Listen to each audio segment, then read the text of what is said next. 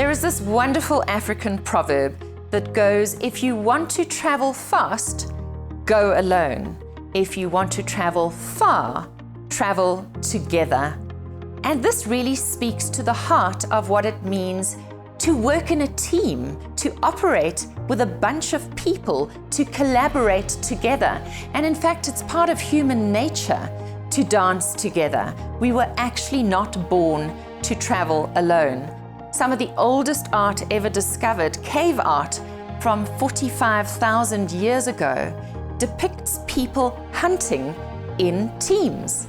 So the pandemic has brought on this work from home scenario for all of those who could work from home, and that has really intensified separation and silo mentality. And we've really missed this feeling of togetherness, of being in things together, of feeling a sense of team. There is a false belief that being a team means you have to work together in the same physical environment.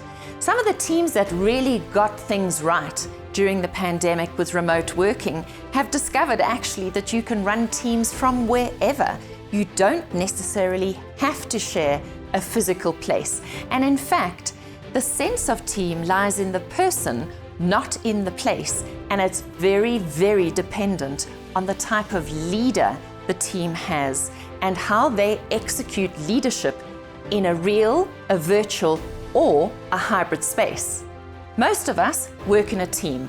In fact, the global study of engagement, which looked at 19,000 companies across 19 countries, says that 91% of us work in a team and 71% of us work in more than one team. So we are literally teaming with teams.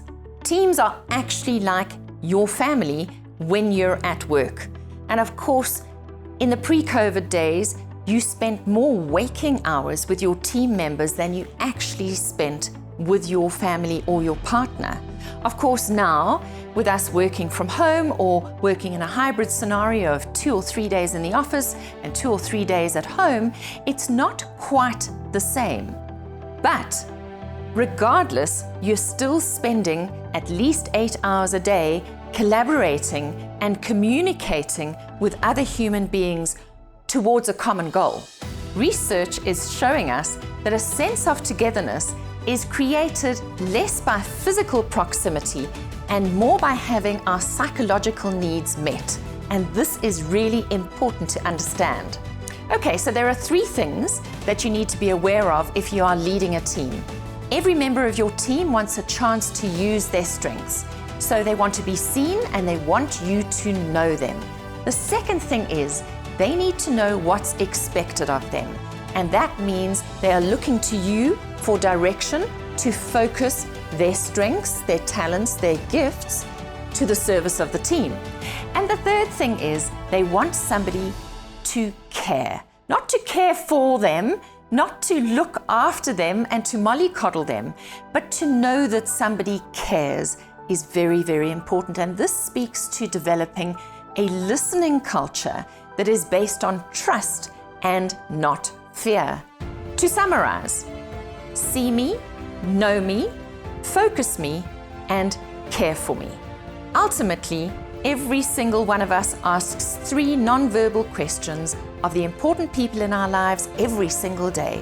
Whether that is your spouse, your partner, or your boss, or important colleagues in your team, you are asking non-verbally and you expect an answer, not necessarily verbally either. Do you see me? Do you hear me? Am I important to you? And if you get 3 yes answers every day, I promise you, you will stay because you have no reason to leave. So it really boils down to human nature. Every single one of us wants to be needed and we want to matter. What kind of feedback are you giving those very important scarce resources, those vital people in your team, to make sure that they stay? If this conversation piqued your interest, do inbox me at info@nikkibush.com.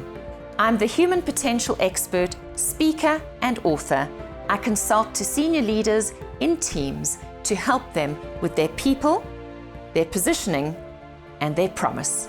Make sure you don't miss any of my weekly video tips and hit the red subscribe button below.